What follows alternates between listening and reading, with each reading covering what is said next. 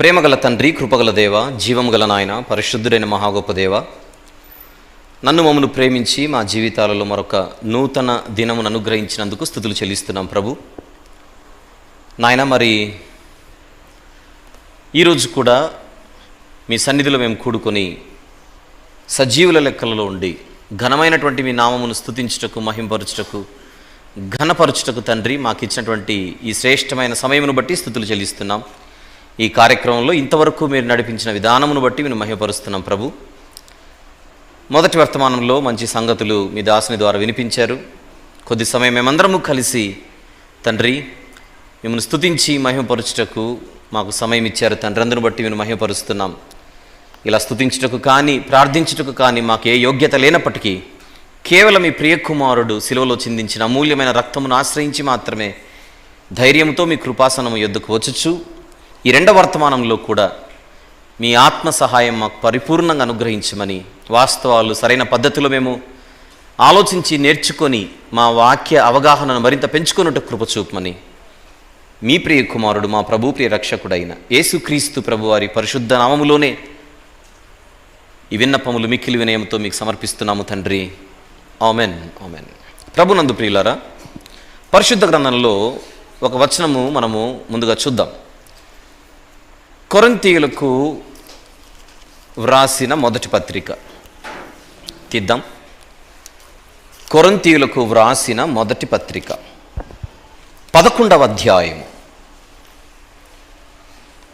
కొరింథీ మొదటి పత్రిక 11వ అధ్యాయం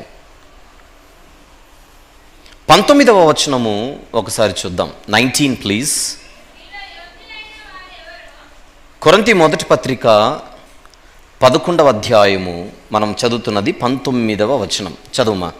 మీలో యోగ్యులైన వారెవరో కనబడునట్లు మీలో భిన్నాభిప్రాయములుండక తప్పదు.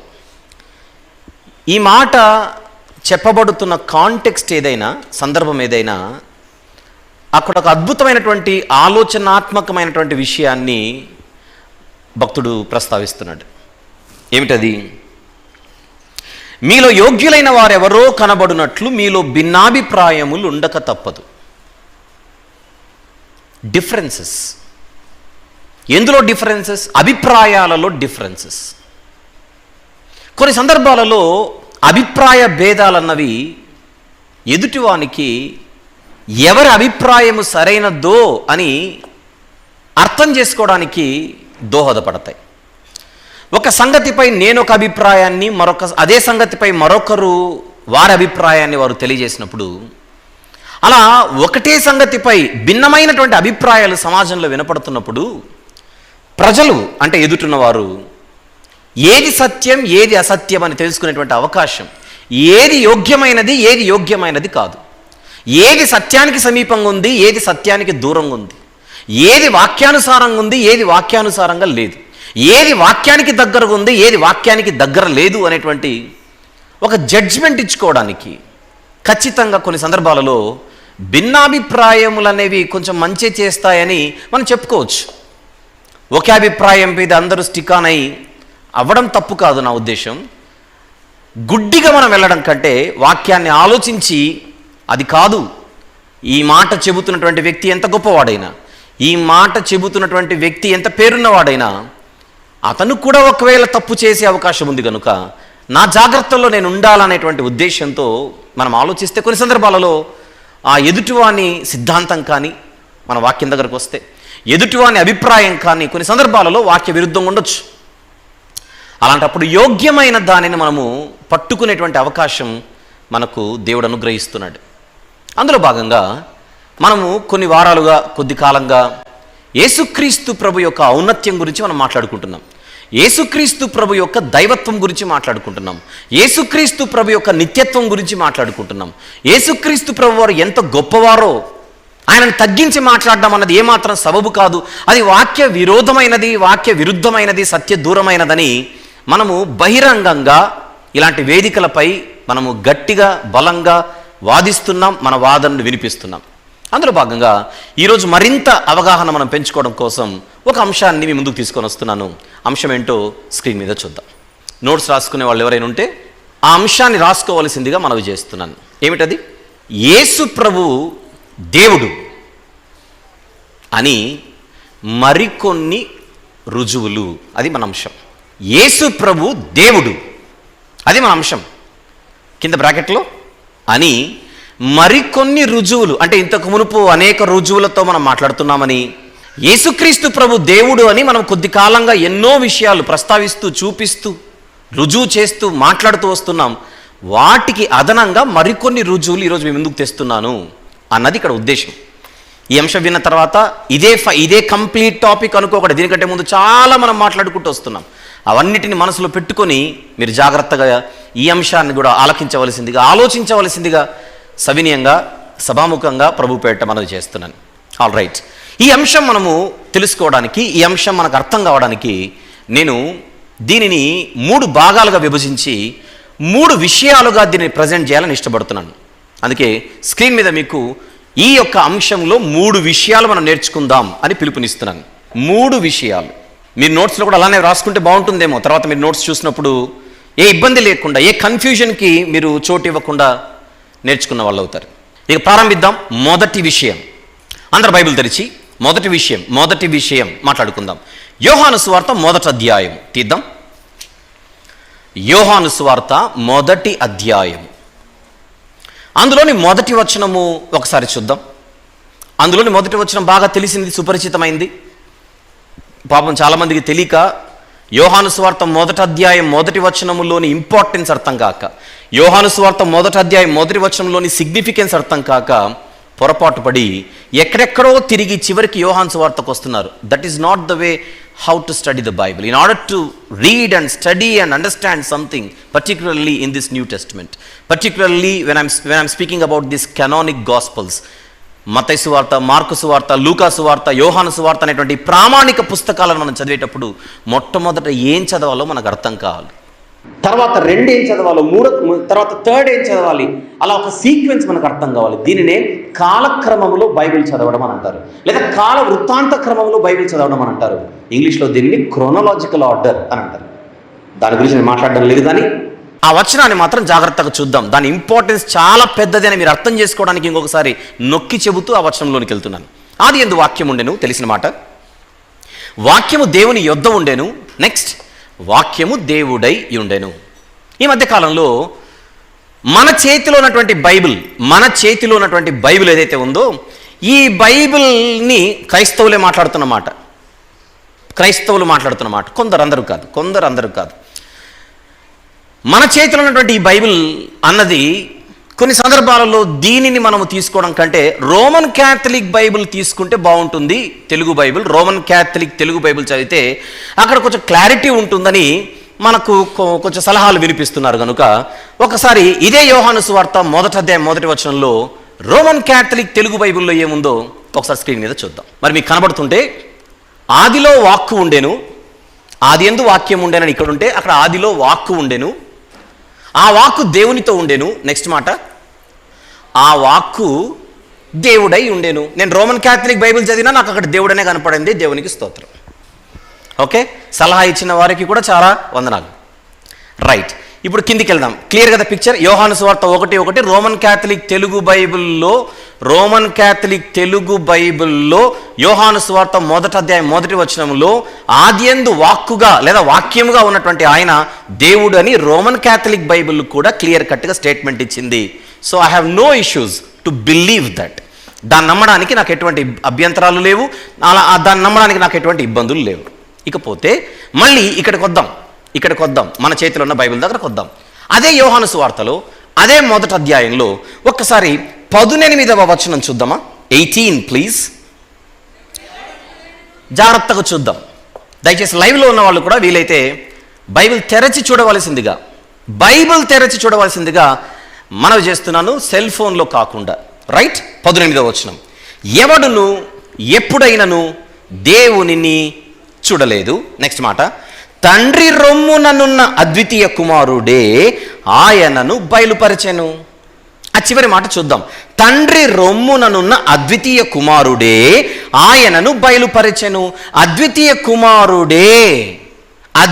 కుమారుడే అన్నదానికి 2 అనే సంఖ్య ఉంది. అక్కడ కింద ఫుట్ నోట్లో చూడమంటున్నాడు. ఏముందో చూద్దాం కింద ఫుట్ నోట్లో. లేక జనితైక కుమారుడే అన్నాడు.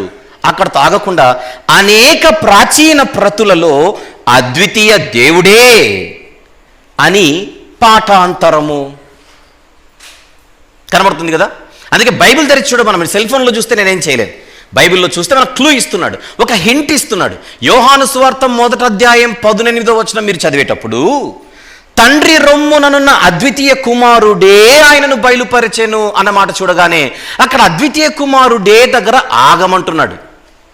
అద్వితీయ కుమారుడే అన్న దగ్గర ఆగి, అద్వితీయ కుమారుడే అనగానే కేవలము కుమారుని వరకు మాత్రమే మీరు ఆగిపోకుండా కింద ఒక క్లూ ఉంది, దాన్ని కూడా మీరు కన్సిడర్ చేయాలి, దాన్ని కూడా ఆలోచించండి. అనేక ప్రాచీన ప్రతులలో, అది క్లూ, అనేక ప్రాచీన ప్రతులలో అద్వితీయ దేవుడే అనుంది అని అంటున్నాడు.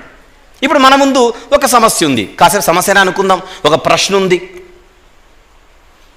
పైన కనపడుతున్న యోహాను సువార్త 1:18లో పైన కనబడుతున్నట్టుగా అద్వితీయ కుమారుడే అని తీసుకోవాలా యేసు ప్రభు గురించి, లేదా ఫుట్ నోట్లో ఉన్నట్టుగా అద్వితీయుడైన దేవుడే అని తీసుకోవాలా?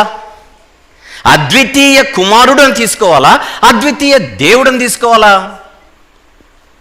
అది ఈ బైబిల్ చదువుతుంటే మనకు ఒక ప్రశ్న పుట్టింది. కానీ రోమన్ క్యాథలిక్ బైబిల్ కూడా చదవమని చెప్పారు కదా, వాస్తవాలు తెలియాలంటే రోమన్ క్యాథలిక్ బైబిల్ కూడా చదవమని చెప్పారు. ఒక్కసారి రోమన్ క్యాథలిక్ బైబిల్లో ఈ యోహాను సువార్త 1:18లో ఏముందో చూద్దాం, మనకి ఇవ్వబడిన సలహా మేరకు. చదవండి.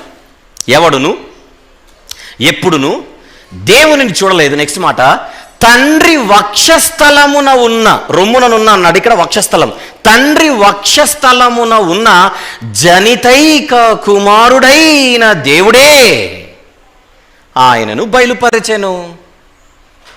బాక్స్లో చూపిస్తున్నాను చూడండి, ఒకసారి దాన్ని కొంచెం జూమ్ చేసి చూపించు పెద్దగా. నేను అబద్ధాలు ఆడుతుండొచ్చేమో, మరి మీరు టెల్లింగ్ లైజ్ అంటే నేను నో పాప అనాలి. చూడండి, ఎవరంట యేసుక్రీస్తు ప్రభు? జనితైక కుమారుడైన దేవుడే, జనితైక కుమారుడైన దేవుడే. ఏ బైబిల్లో? నన్ను రోమన్ క్యాథలిక్ చదవమని చెప్పారు కదా, ఆ బైబిల్లోనే. అందువలన ఈ బైబిల్ చదివినా నాకు ఆయన దేవునిగానే కనపడుతున్నాడు. నెక్స్ట్ మాట, రోమన్ క్యాథలిక్ బైబిల్ చదివినా నాకు ఆయన దేవునిగానే కనపడుతున్నాడు. నువ్వు దేవుడు కాదని చెబితే నమ్మడానికి ఇక్కడ అమాయకులు ఎవరు లేరు. అధ్యక్ష,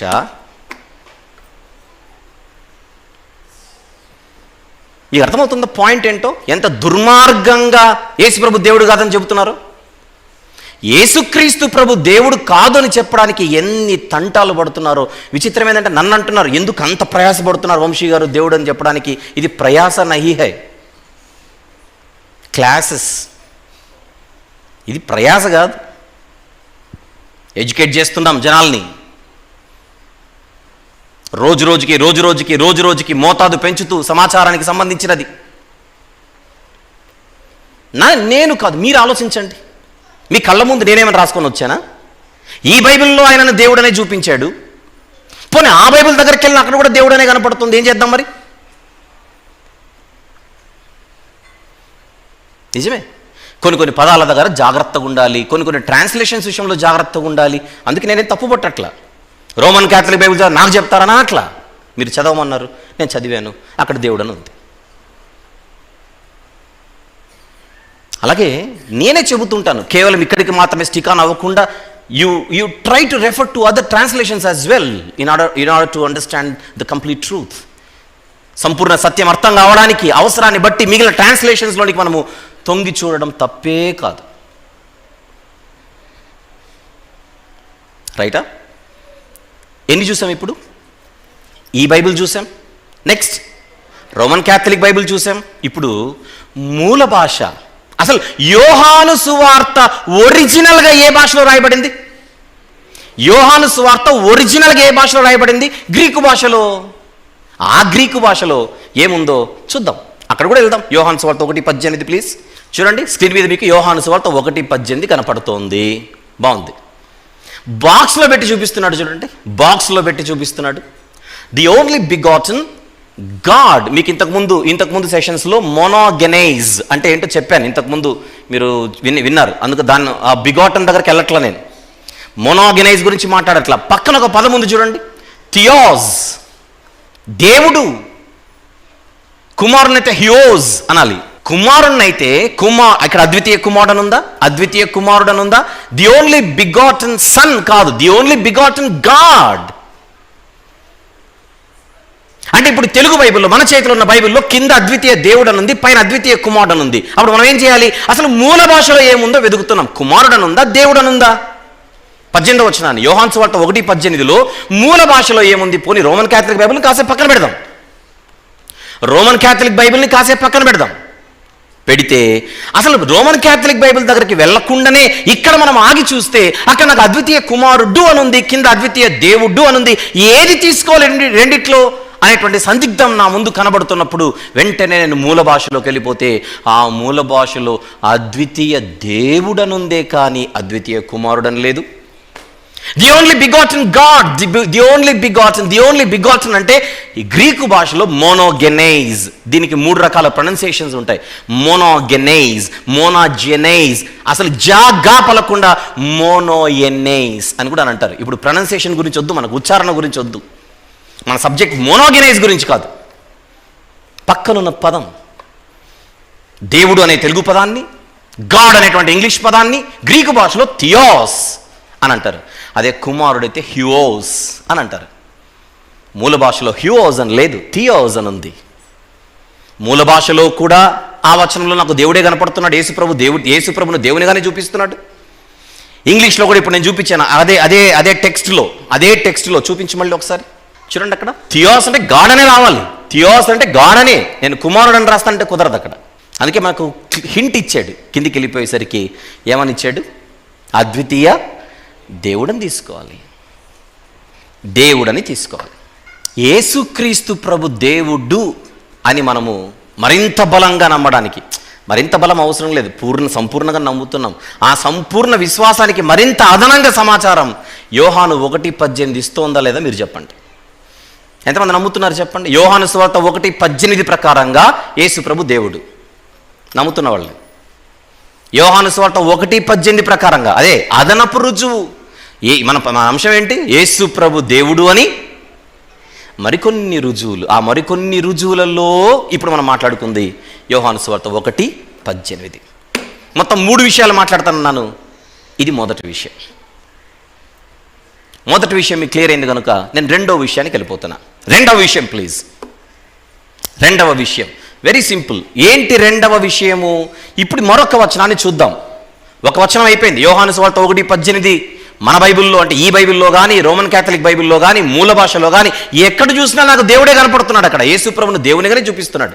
ఇప్పుడు రెండవ విషయం స్క్రీన్ మీద ఒక వచనాన్ని చూద్దాం. చూడండి, యోహాను సువార్త, అదే యోహాను సువార్తలో 20వ అధ్యాయం 28వ వచనం. 20వ అధ్యాయం 28వ వచనం. అందుకు తోమా ఆయనతో, నా ప్రభువా, నెక్స్ట్ మాట, నా దేవా అన్నాడు.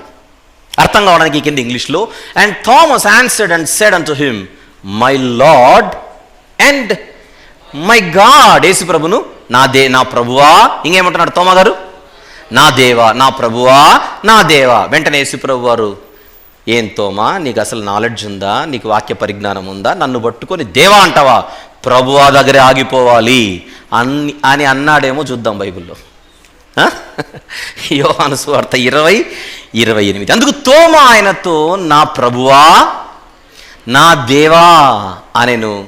అందుకు యేసు ప్రభు వారు, నీవు నన్ను చూచి నమ్మితివి, చూడక నమ్మిన వారు ధన్యులు. కొంతమంది తెలియక, తోమా గారికి తెలియక అన్నాడు. తోమా గారికి ఇంత జ్ఞానం లేక అన్నాడు. ఆయన దేవుడు కాదు అనే అంత జ్ఞానం లేక అనేసాడట. మీరు చూడండి, యూట్యూబ్లో ఉంటాయి ఇవి. ఇంకా చెప్పాలంటే అవిశ్వాసంతో అన్నాడు. తోమా గారు అవిశ్వాసంతో అన్నాడు. ఆ రోజే అడిగా నేను, తోమా గారు అవిశ్వాసంతో అంటే అనిపించుకున్నాడు కరెక్ట్ చేయొద్దు? చేయాలా కదా? ఇప్పుడు ఎవరో వేదిక మీదకి వచ్చి ఏమంటున్నారు, నన్ను సురేష్ గారు మీతో కొంచెం మాట్లాడాలండి అని. నేను ఇది చాలా విచిత్రంగా చూశాను. మళ్ళీ రెండోసారి అంటున్నాడు, సురేష్ గారు మీతో నేను కొంచెం మాట్లాడాలి. అప్పుడు నేను అన్నాను, మై సురేష్ నహీ హూ బాయ్, మై వంశీ హూ, మేరా నామ్ వంశీ హే. నేను సురేష్ని కాదయ్యా, నేను వంశీ. చెప్తామా లేదా చెప్పండి? ఎదుటివాడు నన్ను తప్పుగా సంబోధిస్తున్నప్పుడు నేను ఖచ్చితంగా చెప్తాను. ఎదుటివాడు నన్ను తప్పుగా సంబోధిస్తున్నప్పుడు నేను ఖచ్చితంగా చెప్తాను, అది కాదు, అడ్రస్ మీ కరెక్ట్లీ, నా ప్రభువా, ఇంకా నా దేవా. అసలు యేసు ప్రభు ఎప్పుడైనా తనను తప్పుగా మాట్లాడినప్పుడు కరెక్ట్ చేసిన సందర్భాలు ఉన్నాయా అంటే ఎస్, ఉన్నాయి. ఇతడు బయల్జబూలు వలన దయ్యములను వెళ్ళగొట్టుచున్నాడు అనగానే వెంటనే ఆయన అది తప్పు అనేటువంటి ఒక ఖండన, దాన్ని వెంటనే ఖండెం చేయలేదు, మీ వర్షన్ రాంగ్ అని చెప్పట్లేదు. దగ్గరున్న తోమా గారు తప్పుగా మాట్లాడితే కరెక్ట్ చేయకుండా ఉంటాడా? తోమా గారేమో చెడిపోయాడా? తోమా గారు చెడిపోయాడు, ఆయన పరిచర్య లేదు. ఇలాంటి ఎన్ని దుర్బోధలు. తోమా గారు చెడిపోయాడా నేను అనట్లా, తోమా గారు నా దేవా అన్నందుకు తోమా చెడిపోయాడని చెప్పడం మొదలుపెట్టారు. తోమా దారి తప్పాడు, అసలు పరిచర్యలోనే లేడు, తోమా గారి పరిచర్యనే లేదు. అపోస్తలుల కార్యంలో తోమా గారి పరిచర్య కనపడదు. 4 ఏళ్ల కిందనే చెప్పాను, తోమా గారి పరిచర్య అపోస్తలుల కార్యంలో ఎలా ఉందో చూద్దాం రండని. మీకెవరికైనా అనిపిస్తుందా? యోహాను సువార్త 20:28లో నా ప్రభువా నా దేవా అన్నటువంటి తోమా గారు తప్పుగా సంబోధించాడు యేసుప్రభుని. నా దేవా అని అనడంతో ఆయన మాట్లాడేది తప్పంటారా, అవిశ్వాసం అంటారా? ఎంతమంది తోమా గారికి ఓటేస్తున్నారు చెప్పండి ఈ విషయంలో? ఎంతమంది తోమా గారితో ఏకీభవిస్తున్నారు యేసుప్రభును నా ప్రభువా నా దేవా అని అనడంలో? ఇప్పుడు యేసుప్రభు ప్రత్యక్షమైతే నేను అదే అంటాను, నా ప్రభువా, చెప్పండి, నా దేవా, నా రక్షణకర్త, నీకు స్తోత్రం. పైన అన్నాడు, ఆయన గాయాలలో చెయ్యి పెడితే కానీ నేను నమ్మను అన్నప్పుడు అది అవిశ్వాసమే. మరి ఇక్కడ అది విశ్వాసంతో నమ్మి అన్నాడు కదా కింద. నువ్వు నమ్ముతున్నావు, ఇప్పుడు నువ్వు నమ్ముతున్నావు. ఏం నమ్ముతున్నాడు? ఆయన తిరిగి లేచాడని నమ్ముతున్నాడు. పాయింట్ చూడండి అక్కడ. నీవు నన్ను చూచి నమ్మితివి. చూచి ఏం నమ్మాడు?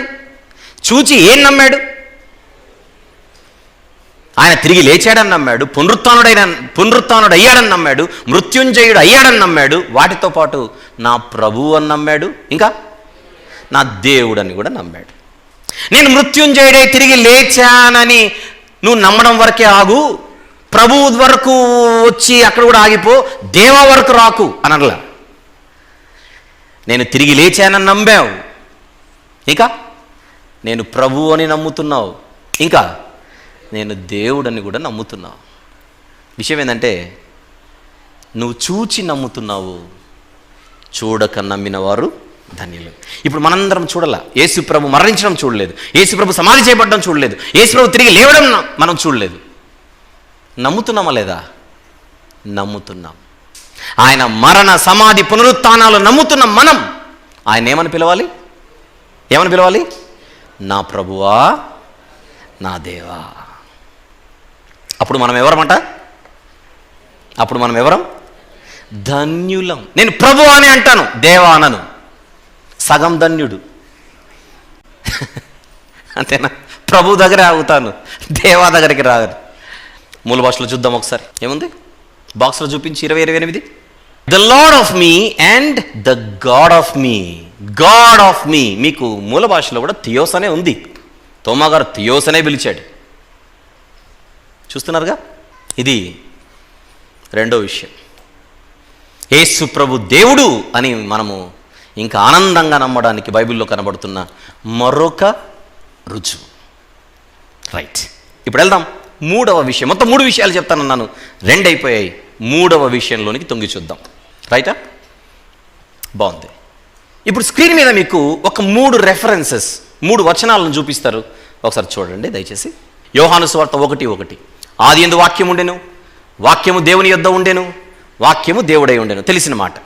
ఇప్పుడు దాని కింది వచనం యోహాను సువార్త 1:14. ఆ వాక్యము శరీరధారి అయి, అది అండర్లైన్ చేశాం. పైన వాక్యము దేవుడై ఉండెను అండర్లైన్ చేశాను.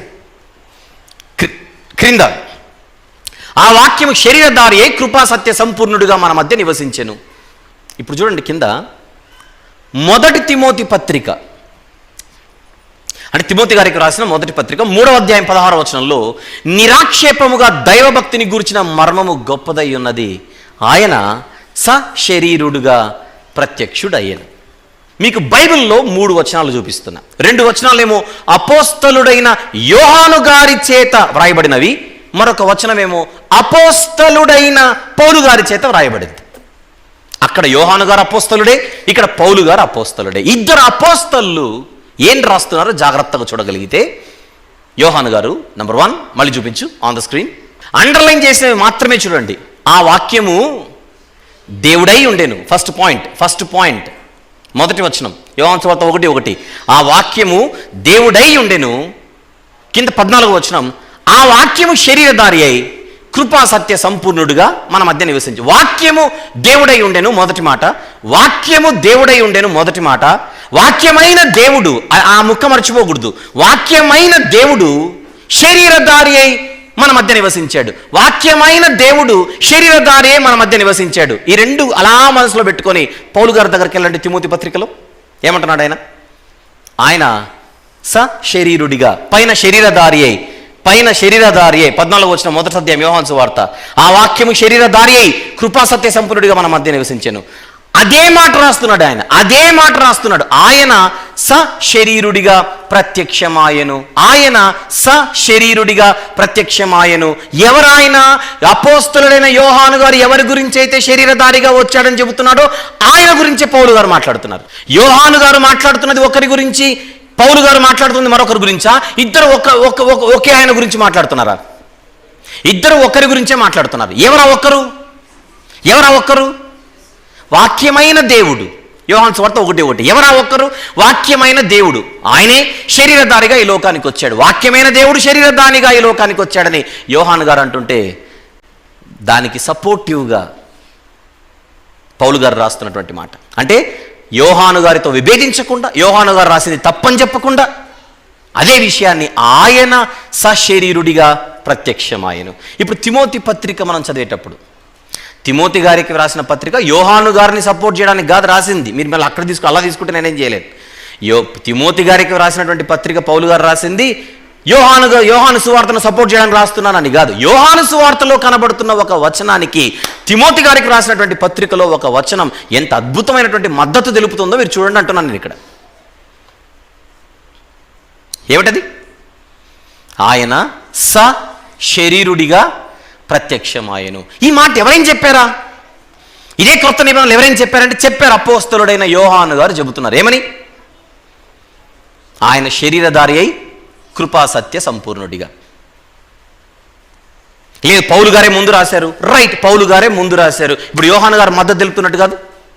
ఇక్కడ పాయింట్ ఏంటంటే ఆయన కానీ ఏం చేయట్లేదు, విభేదించట్లేదు. ఈ సబ్జెక్ట్ పైన నో కాంట్రాడిక్షన్స్. యోహాను గారు అపోస్తలుడే, పౌలు గారు అపోస్తలుడే, తోమా గారు అపోస్తలుడే, వీళ్ళందరూ అపోస్తలులే. నవ్వాలో బాధపడాలో తెలియని ఒక విచిత్రమైనటువంటి మాట చెబుతుంటారు. అపోస్తలుల బోధలో యేసుప్రభు దేవుడు అని లేడు, అపోస్తలుల బోధలో యేసుప్రభు దేవుడు అని లేదని చెప్తుంటారు. ఎంత అజ్ఞానం అంటే అంత అజ్ఞానం. అసలు అపోస్తలుల బోధలో యేసుప్రభు దేవుడు అని లేదా? ఇప్పుడు యోహాను 1:1 ఉన్నది దేవుడు కాదా? అది బోధ కాదా? బోధ అంటే అర్థం ఏంటి? బోధ అంటే నాకు తెలియక అడుగుతున్నాను. బోధ అంటే అర్థం ఏంటి? నోరు తెరిచి మాట్లాడితేనే, ఆ మాటకు శబ్దం ఉంటేనే, ఆ శబ్దం వినబడితేనే బోధ? ఓరల్గా చెప్పేదే బోధ? చేత్తో రాస్తే కాదా బోధ?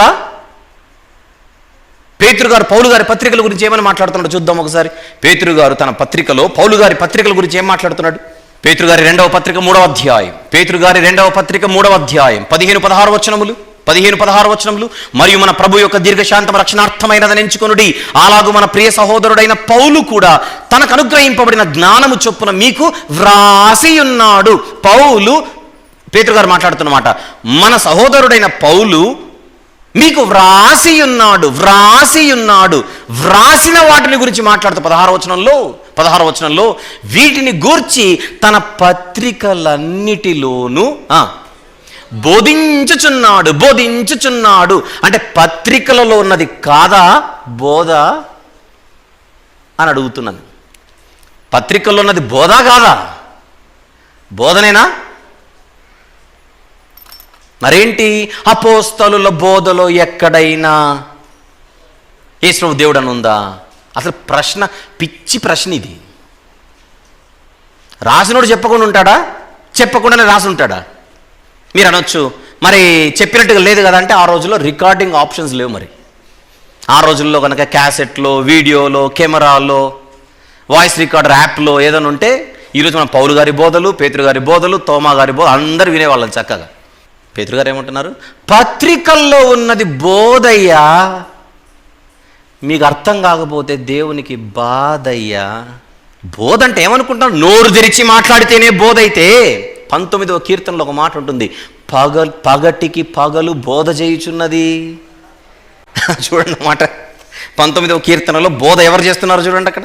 19 మొదటి వచనం నుంచి చూద్దాం. మొదటి వచనం నుంచి, ఆకాశములు దేవుని మహిమను వివరించుచున్నవి ఏ భాషలో అని అడుగుతున్నాను ఇక్కడ. తెలుగా, హిందీనా, కన్నడ? అంతరిక్షము ఆయన దేవుని ఆయన చేతి పనిని ప్రచురపరుచుచున్నది ఏ భాషలో? పగటికి పగలు బోధ చేయుచున్నది. నోరు తెరిచా, పెన్ను తీసుకున్నా, ఏమిటి బోధ? రాత్రికి రాత్రి జ్ఞానము తెలుపుచున్నది. అడుగుదాం దేవుణ్ణి, ఆ కీర్తనకారుని అడుగుదాం, ఏ భాషలో? దానికి ఆన్సర్ కింద ఉంది, వాటికి భాష లేదు. అక్కడే ఉంది ఆన్సర్, వాటికి భాష లేదు, వాటికి భాష లేదు. భాష లేకున్నా బోధ, భాష లేకున్నా బోధ. జగదుత్పత్తి మొదలుకొని సృజింపబడిన వస్తువులను ఆలోచించటం వలన ఆయన అదృశ్య లక్షణములు మనకు అర్థమవుతున్నాయట. అర్థం అవ్వాలి. అసలు బోధ అనే పదానికి అర్థం తెలియకుండా వాళ్ళు బోధించలేదు, వీళ్ళు బోధించలేదు. ఎంత అజ్ఞానమైనటువంటి మాటలు ఇవి. ప్రజలు ఆలోచించాలి, జాగ్రత్త. ప్రజలు ఆలోచించాలి. అజ్ఞానమైనటువంటి మాటలకు ఓటేసి జైగొట్టి మీరు వత్తాసు పలికితే రేపొద్దున లెక్క చెప్పాలి, తప్పదు. ఇంత స్పష్టంగా బైబిల్ మాట్లాడుతుంటే యేసు ప్రభు దేవుడని.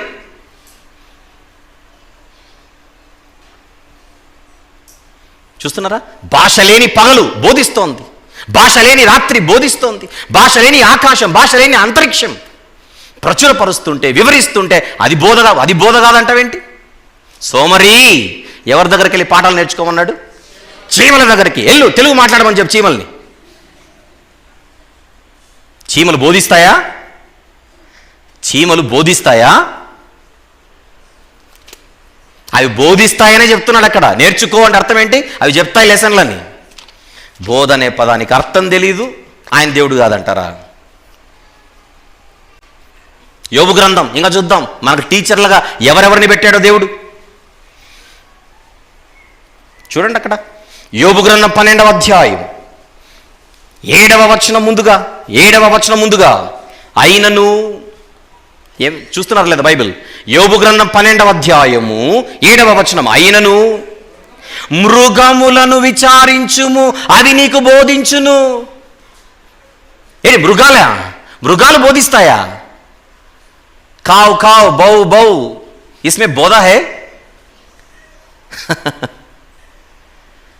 బోధుంది. ఆయనను మృగములను విచారించుము అవి నీకు బోధించును, ఆకాశ పక్షులను విచారించుము అవి నీకు తెలియజేయును, భూమిని గురించి ధ్యానించిన ఎడల అది నీకు బోధించును, సముద్రములోని చేపలును నీకు దానిని వివరించును. ఎక్కడెక్కడ పెట్టాడు మనకు టీచర్లని? అసలు మన చుట్టూ టీచర్లే. ఎగ్జాంపుల్గా మృగాలు అంటున్నాడు, ఎగ్జాంపుల్గా పక్షులు అంటున్నాడు, ఎగ్జాంపుల్గా చేపలు అంటున్నాడు, ఎగ్జాంపుల్గా భూమి అంటున్నాడు. మాట్లాడితే చెట్టు దగ్గరికి వెళ్తే చెట్టు బోధిస్తుంది మనకు. సూర్యుడు దేవుని గురించి తెలియజేస్తాడు, చంద్రుడు దేవుని గురించి తెలియజేస్తాడు, మనం పీల్చే గాలి దేవుని గురించి తెలియజేస్తుంది. అసలు సర్వ సృష్టి దేవుని గురించి ప్రతి క్షణం బోధిస్తుంటే ఆ పోస్తలు బోధించలేదంటే వంటి పిచ్చి మాట. వాళ్ళు నోరు తెరిచి మాట్లాడుతున్నాడు భాష ఉపయోగించి, పెన్ను కలం తీసుకొని రాస్తున్నారు వారు వ్రాతరూపకంగా. పెద్దవాళ్ళకి తెలుసు, ఆ రోజుల్లో దూరదర్శన్లో మూగ వార్తలను వచ్చేవి. దూరదర్శన్లో మూగ వార్తలు. ఒకరేమో నోరు తెరిచి మాట్లాడుతుంటే పక్కన ఒకరు సైగలతో చెప్తుంటారు, గుర్తుందా? ఇప్పుడు వార్తలు ఎవరు చదువుతున్నారు చెప్పండి? వాళ్ళిద్దరు వార్తలు చదివేది ఎవరు? శబ్దం వస్తున్న ఆయన వార్తలే చదువుతున్నాడు, సైగలు చేస్తున్న మనిషి కూడా వార్తలే అందిస్తున్నాడు.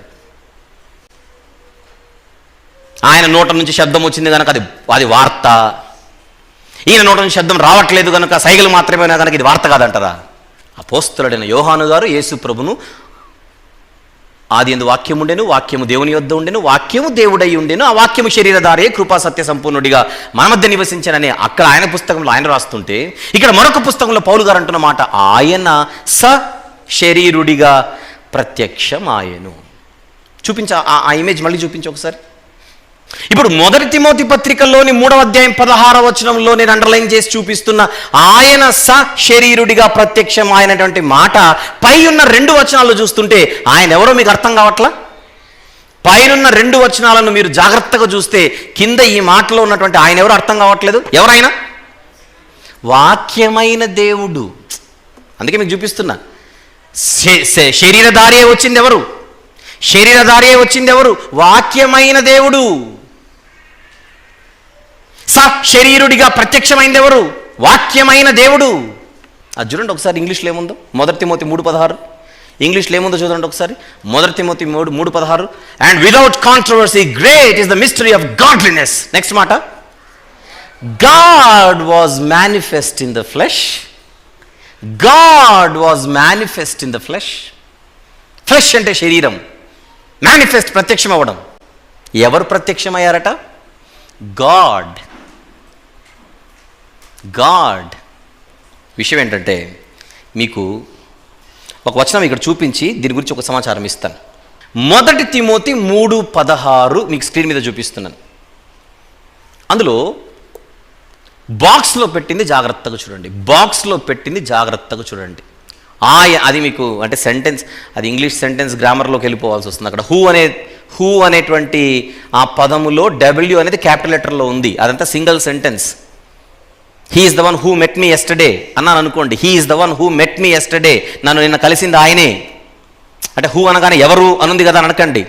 అసలు మీకు ఇంగ్లీష్ పైన ఏబీసీలు కూడా రానట్టు అనాల్సి వస్తుంది. ఎవరి గురించి మాట్లాడుతున్నట్టు ఈ మధ్యకాలంలో అండ్ అంటే అది కదా ఇది కదా అని చెప్తున్నారు. అబ్బో దాని గురించి కూడా చెప్తారులేండి, ఇవి కూడా చెప్పాల్సి వస్తుంది అనేటువంటి మాట అది చెప్తున్నా. అక్కడ హూ అని అంటే ఎవరు ఉంది కదా అనకూడదు. ఎవరు నీ వారి పాట పాడకూడదు అక్కడ. ఎవరు ఆయన అని. అది కంజంక్షన్గా వాడబడుతుంది. That is a conjunction. It is connecting something that is mentioned earlier previously. సరే, తెలుగులో ఆయన, ఇప్పుడు నన్ను నిన్న కలిసింది ఆయన అన్నాను అనుకోండి. అక్కడ దాన్ని 3 రకాలుగా చెప్తాను. నన్ను నిన్న కలిసింది ఆయన, అదొక సెంటెన్స్. నన్ను నిన్న ఎవరైతే కలిశారో ఆయనే ఈయన. నన్ను నిన్న ఎవరైతే కలిశారో ఆయనైనా, అది కూడా చెప్పొచ్చు. సేమ్ మీనింగే వస్తుంది మీకు సెంటెన్సెస్లో. అంటే మీరు హూ అనే పదం చూసి కన్ఫ్యూజ్ అవుతున్నారేమో. ఎవరికైనా రాకపోతే హూ అంటే ఎవరు కదా, ఆయన అంటే ఎలా వస్తుందని మీరు అనవసరంగా దాని గురించి తర్జన పడకండి. దాన్ని ఇంగ్లీష్లో చెప్తున్నాను. నిన్న నన్ను కలిసింది ఆయనే అని ఇంగ్లీష్లో, తెలుగులో చెప్పినటువంటి దాన్ని ఇంగ్లీష్లో చెప్పాలంటే he's the man who met me yesterday. He's the man who met me yesterday. That is a clause.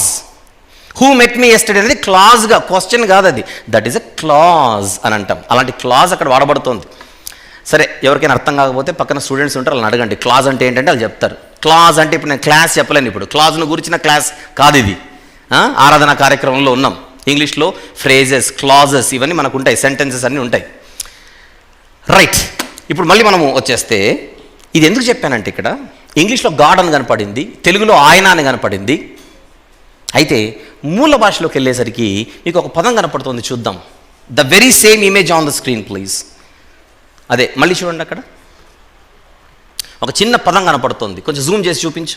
పైన ఒక పదం హౌస్ అని కనపడుతుంది చూడండి. హౌస్ అనే పదం కనపడుతుంది, కింద మీకు గ్రీక్లో కనపడుతుంది. దానిని గూర్చి పండిత వర్గములో ఒక తీవ్రమైనటువంటి చర్చలు జరుగుతూనే వచ్చాయి చరిత్ర అంతటా. దేనికోసం అంటే గ్రీకు భాషలో కంట్రాక్షన్స్ అనేటువంటి ఒక స్టైల్ కాలం గడిచే కొద్దీ వాడకం మొదలైంది. అసలు కంట్రాక్షన్స్ అంటే అర్థం ఏంటంటే, ఎగ్జాంపుల్ చెప్తాను. కంట్రాక్షన్స్ అంటే డు నాట్ అనే ఇంగ్లీష్ ఎక్స్ప్రెషన్ని డోంట్ అని కూడా అనొచ్చు. ఐ డు నాట్ నో అది full form. I don't know. Do not అనేది ఫుల్ ఫామ్ అయితే డోంట్ అనేది contraction. Is not full form. Contraction చెప్పండి ఇక్కడ. Isn't, was not, wasn't, should not, shouldn't, did not, didn't, వీటిని కంట్రాక్షన్స్ అని అంటారు. ఒకసారి స్క్రీన్ మీద కంట్రాక్షన్స్ అంటే ఒక నిర్వచనం చూద్దాం. కంట్రాక్షన్ అనే డిక్షనరీ నిర్వచనం మీకు చూపిస్తున్నాను. సంక్షేపముగా, సంగ్రహము, ఇమర్చడము ఆఫ్ లెటర్స్ ఇన్ రైటింగ్, సంక్షేపలిపి అని కనపడుతుంది.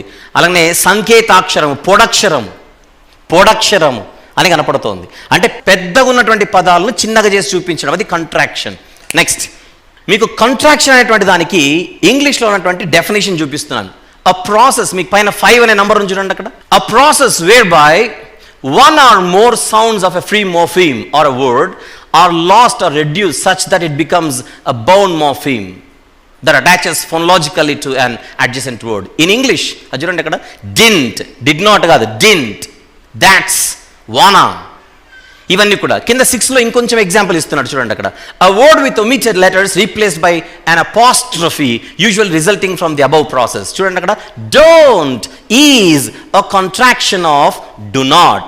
Do not ని షార్ట్ చేస్తే, do not ని షార్టన్ చేస్తే don't అయింది. దానే కాంట్రాక్షన్ అనాలి గ్రామటికల్గా, వ్యాకరణంగా. ఇది ఎందుకు చూపించానంటే, గ్రీకు భాషలో రాను క్రమేణా కాంట్రాక్షన్స్ అనేవి వాడడం మొదలుపెట్టారు రిటర్న్ లాంగ్వేజ్లో. దానికి ఒక చిన్న ఎగ్జాంపుల్ గ్రీకులోనే స్క్రీన్ మీద చూద్దాం. అది చూడండి. ఫాదర్ అనే ఇంగ్లీష్ పదాన్ని పైన బ్రాకెట్లో పేటర్ అని అంటున్నాం.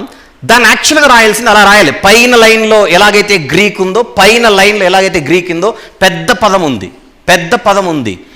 దాన్ని రాను గ్రీకు భాషలో అప్పుడప్పుడు కాంట్రాక్ట్ చేసి కింద మీకు రెడ్ కలర్లో ఒకటి కనపడుతుంది చూడండి, అలా రాయడం. అంటే డు నాట్ని డోంట్ చేసినట్టుగా పైన పేటర్ అనేటువంటి దానిని ఈ షార్టన్ చేసి రాయడం మొదలైంది. అప్పుడప్పుడు కాంట్రాక్షన్స్ కూడా గ్రీక్ లిటరేచర్లో కనబడుతూ వచ్చాయి. మీకు అర్థమవుతుందా కాంట్రాక్షన్స్ అంటే ఏంటో? ఇంగ్లీష్లో ఎలాగైతే డు నాట్ని అప్పుడప్పుడు డోంట్గా వాడతామో, ఈజ్ నాట్ని ఈజంట్గా వాడతామో, అలాగనే గ్రీకు భాషలో కూడా ఒక ఫుల్ వర్డ్ని షార్టన్ చేసి, రెడ్యూస్ చేసి, తగ్గించి వ్రాయడం గ్రీకు సాహిత్యములోనికి వచ్చేసింది. ఎగ్జాంపుల్గా అందుకే చూపించాను. తండ్రి అనేటువంటి పదాన్ని గ్రీకు భాషలో ఫుల్ ఫామ్లో రాస్తారు, అప్పుడప్పుడు షార్ట్ ఫామ్లో కూడా రాస్తారు. ఆ పాయింట్ చెప్పడానికి మీకు కాంట్రాక్షన్స్ అంటే ఏంటో మీనింగ్ చెప్పే ప్రయత్నం చేశాను. ఇంకొక వర్డ్ చూద్దాం. ఇది చూడండి. ప్రభువు లార్డ్ అనేటువంటి పదాన్ని పైన చెప్పినట్టుగా క్యూరియోస్ అని రాయాలి. ఆ పక్కన పైన లెఫ్ట్ సైడ్ చూడండి, అలా రాయాలి. అది ఫుల్ ఫామ్. దాని కాంట్రాక్టెడ్ ఫామ్ ఏంటి అని అడిగితే కింద అది చూడండి, సింపుల్గా చిన్న షార్ట్ ఫామ్లో రాశారు. రైటా? విషయం ఏంటంటే, ఇప్పుడు తిమోతి గారికి వ్రాసిన మొదటి పత్రిక 3:16లో ఇందాక మనం స్క్రీన్ మీద హూ అని చూసాం. హూ అంటే అక్కడ ఆయన, ఎవరు కాదు, ఆయన అనే మీనింగ్లో ఉంది హూ అనేది. దానిపైన గ్రీకులో వచ్చినటువంటి వర్డ్ కూడా థియోస్ అనేటువంటి పదానికి షార్ట్ ఫామ్లో రాశారు. అందుకే అక్కడ నేరుగా గాడ్ అనేటువంటి మీనింగ్ కొంతమంది అర్థం చేసుకోలేకపోతున్నారు అని క్రైస్తవ పండిత ప్రపంచంలో తీవ్రంగా దీని గురించి ఆలోచనలు చేసి మెజారిటీ ఆఫ్ థియోలాజియన్స్, అంటే 90% ఆఫ్ థియోలాజియన్స్ అక్కడ థియోస్ అనేటువంటి పదాన్ని షార్ట్ ఫామ్లో వ్రాసినటువంటి ప్రయత్నమే అదే అని అర్థం చేసుకున్నటువంటి దాఖలాలు ఈ సందర్భంగా మీ ముందుకు తీసుకొని వస్తున్నాను. దీని గురించి నేను గ్రీక్ లిటరేచర్ గురించి, గ్రీక్ గ్రామర్ గురించి, గ్రీక్ మార్ఫాలజీ గురించి, లింగ్విస్టిక్స్ గురించి నేను మాట్లాడదలుచుకోలేదు. That is not the topic on which we need to focus now. దాని మీద కాదు మనం కాన్సన్ట్రేట్ చేయాల్సింది. ఒక చిన్న క్లూ ఇస్తున్న, ఫ్యూచర్లో మీకు ఒక చిన్న హింట్ ఇచ్చాను. ఏంటది? గ్రీకు భాషలో కూడా ఏమున్నాయి? షార్ట్ ఫామ్స్ ఉన్నాయన్నమాట. గ్రీకు భాషలో ఏమున్నాయి చెప్పండి? Short forms of the words. పదాలను తక్కువ సైజ్ చేసి మాట్లాడడం. దానికి మనకు బాగా తెలిసినటువంటి, కొంచెం ఎక్స్పోజర్ ఉన్నటువంటి వర్డ్స్ మనకి ఇంగ్లీష్లో కొన్ని ఉన్నాయి కనుక వాటిని ఎగ్జాంపుల్గా చూపించి మొదటి తిమోతి 3:16లో ఉన్నటువంటి ఆ గ్రీక్ వర్డ్ని కూడా థియోస్ అనేటువంటి పదానికి షార్ట్ ఫామ్గా వ్రాసి ఉంటారు. ఎందుకంటే అప్పటికే ఈ షార్ట్ ఫామ్స్ ఇంట్రడక్షన్ అనేది వచ్చేసింది కనుక మనకి ఈరోజు అందుబాటులో ఉన్నటువంటి గ్రీక్ లిటరేచర్, ఈరోజు అందుబాటులో ఉన్నటువంటి గ్రీక్ బైబిల్స్ ఏవైతే ఉన్నాయో వాటిని గురించి మాట్లాడుతూ ఒక ఎక్స్ప్రెషన్ ఉంది. కానీ ఇప్పుడు పాయింట్ ఏంటంటే, మీరందరూ జాగ్రత్తగా గమనించాల్సింది, అసలు దీని అంతటితో పని లేదు. ఇప్పుడు నేను గ్రీక్ గురించి, టెర్మినాలజీ గురించి, గ్రామర్ గురించి, కాంట్రాక్షన్స్ గురించి, షార్ట్ ఫామ్స్ గురించి ఇవన్నీ మీకు జస్ట్ హింట్ కోసం ఇచ్చింది మాత్రమే.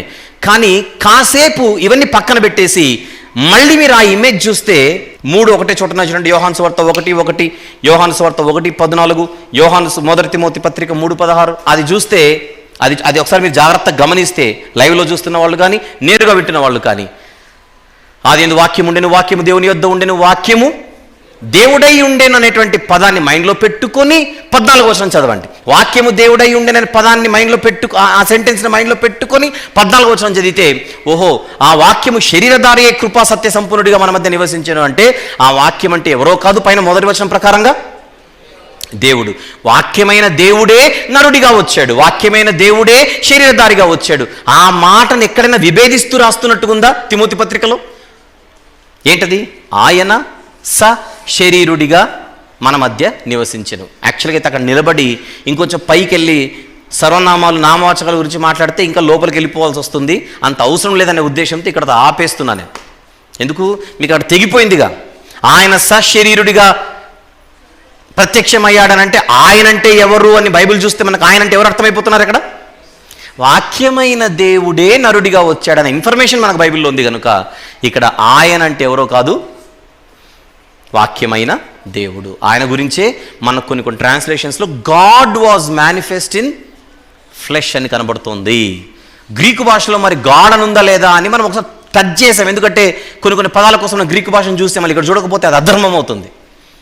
నేను ఇది ఇక్కడ గ్రీకు చూపించకపోతే చూసారా, ఇంగ్లీష్ తెలుగు చెప్పేసి క్లోజ్ చేశాడు, మిగిలిన వచనాల్లో గ్రీక్ చూపించాడని మీరు ఫ్యూచర్లో నా మీద బురద చల్లకుండా నేనే చూపించి అక్కడ థియోస్ అనే పదం లేకున్నా మరొక పదం ఉంది. ఆ పదం గురించి క్రైస్తవ పండిత ప్రపంచంలో ఒక డిస్కషన్ ఉంది. ఆ డిస్కషన్ ఏంటంటే కాంట్రాక్షన్స్ గురించి అని నేనే సమాచారం చెప్తున్నా. ఎక్కడెక్కడైతే థియోస్ ఉందో అది చూపించి, ఇక్కడ థియోస్ అని లేకపోయేసరికి నేను దాచిపెట్టేసి ఇది చూడొద్దులేండి ఆ రెండే చూడండి అని చెప్తే అది కపటం అవుతుంది.